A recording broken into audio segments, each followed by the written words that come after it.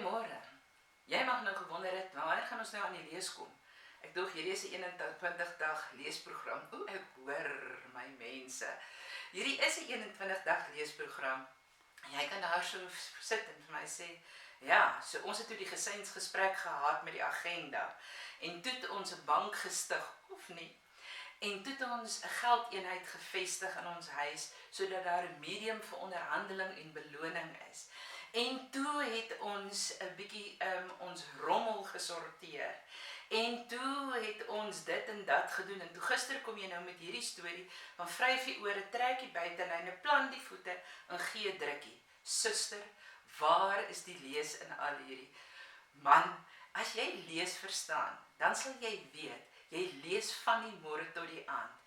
So by 'n, dis nie eers papier nie, om so by 'n lesenaar te sit en te skryf, en dan te lees wat jy geskryf het, dis nie die enigste vorm van lees nie.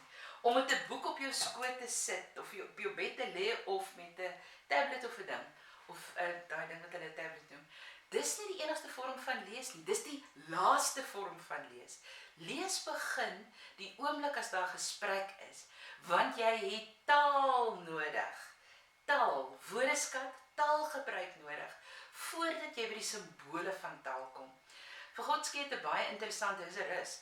Hy het 'n baie interessante teorie gehad. Hy het gepraat van die sone van proksimale ontwikkeling. So, deftige term, wat beteken dit? Hy sê, daar's goed wat jou kind kan doen. Dis bevoegdheid. Daar's goed wat jou kind nie kan doen nie, al help jy jou kind.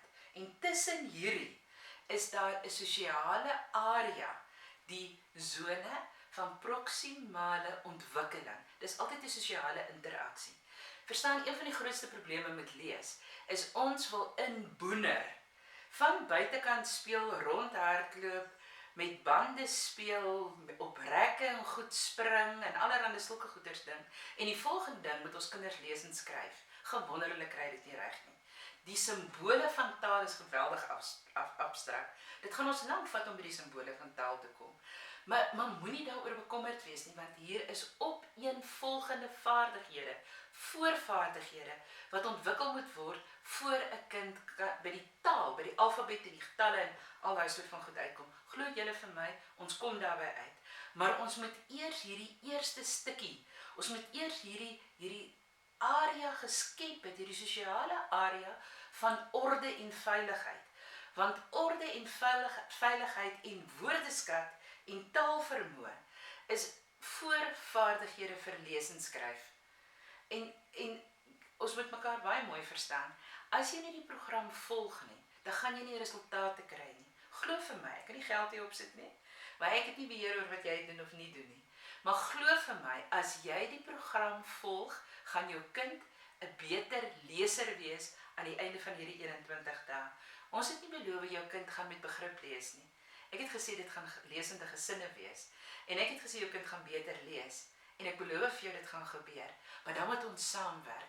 En vandag se opdrag, of vandag se versoek, is hê weer 'n gesprek. Gesinnetjie, al maak 'n bietjie tee of koffie of 'n ding, hoes 'n boer nou in 'n gesprek sonder iets om te eet of te drink. En dan gesels julle as gesin saam. Maar net voor jy met daai gesprek begin, doen gou die oefeninge wat ons gister aanbeveel het.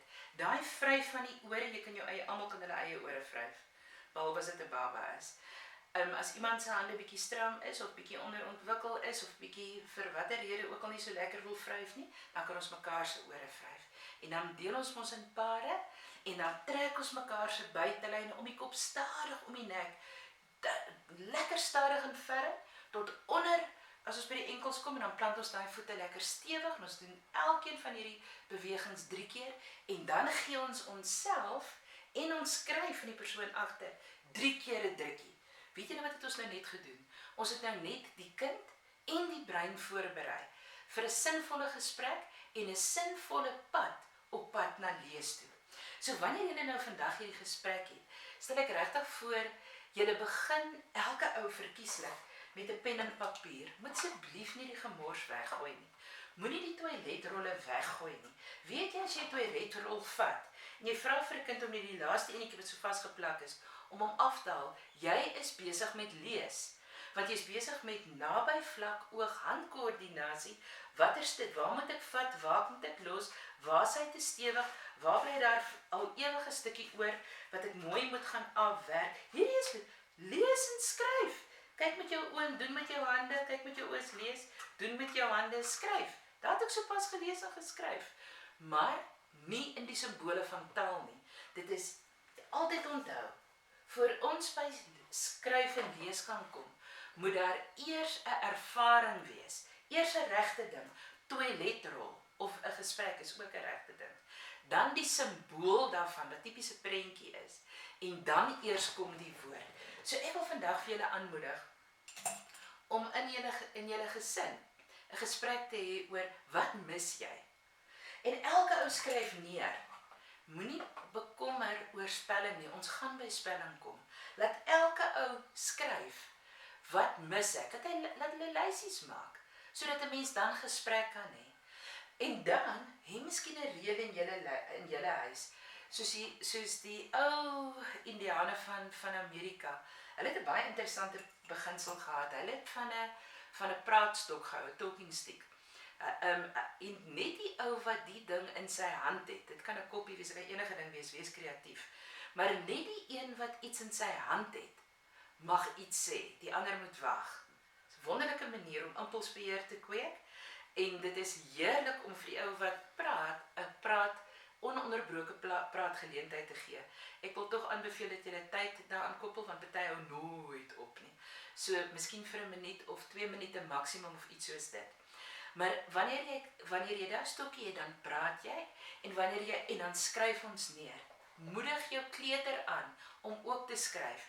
Hulle gaan krap, hulle gaan net so 'n storieetjie maak.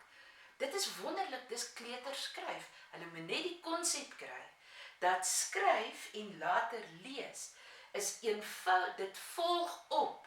Iets wat regtig is, wat gebeur het, wat mens neergepen het, iets wat ek gesê het, en dis soos dit lyk. So klink dit, so lyk dit. Dis voorbereiding vir skryf en lees later.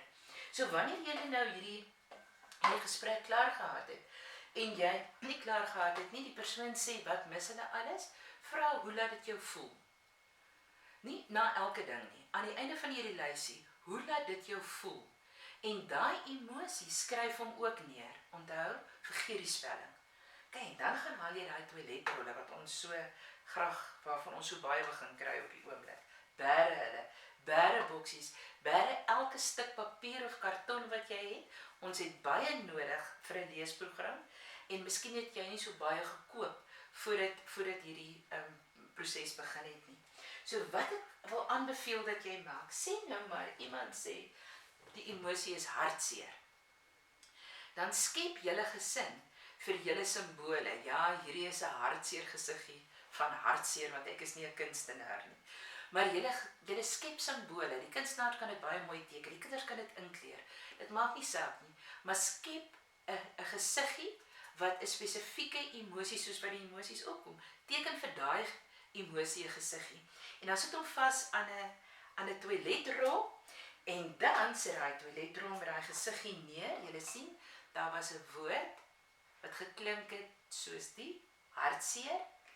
Dit is soos 'n prentjie daarvan lyk, tweede vlak van skryf, en dan skryf ons hom neer, en dan lyk hy so.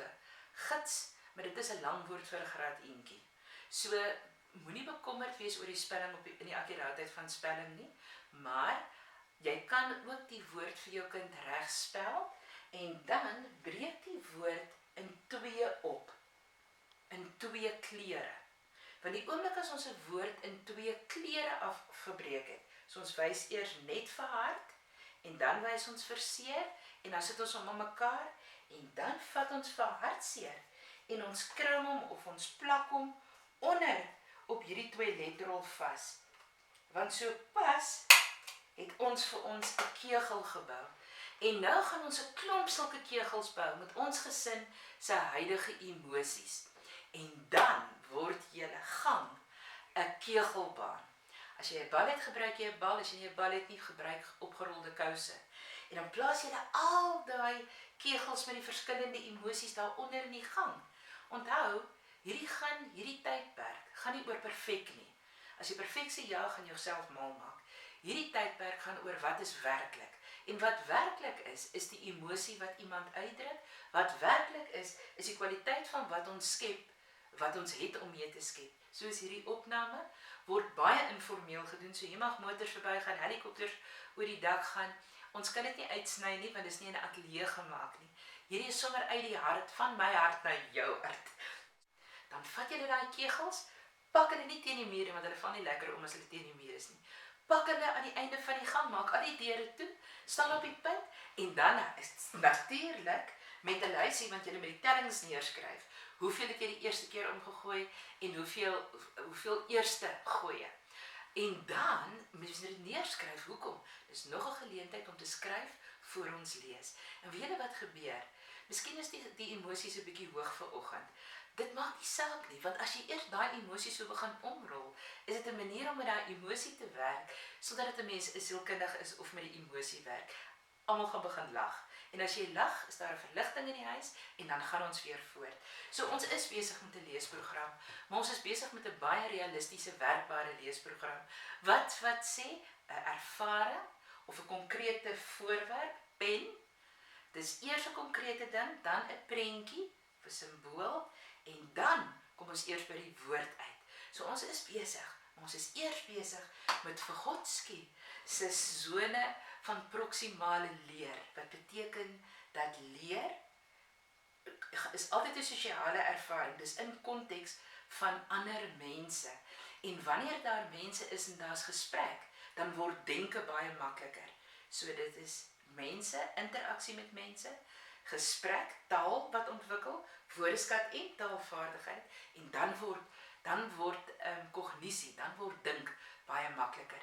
En hoe makliker ons dink, hoe meer kalm bly die emosies. Hê pret saam met julle kinders. Hierdie is 'n ongelooflike geleentheid om baie naby aan mekaar te kom en regtig grondvaardighede, basiese vaardighede, die een na die ander in plek te sit, maar net as dit pret is.